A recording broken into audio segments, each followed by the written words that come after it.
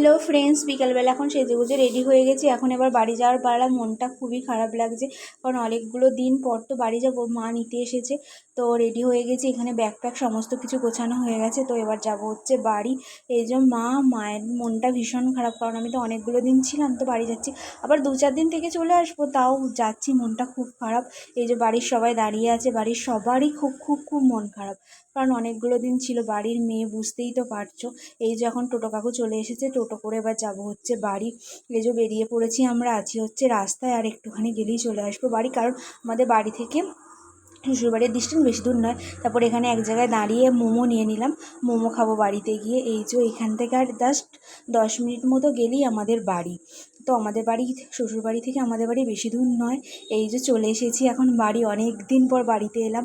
এটা একটা খুব খুব মজা লাগছে। আর এই যে নিয়ে এসেছি মোমো, এখন খাওয়া হবে হচ্ছে মোমো।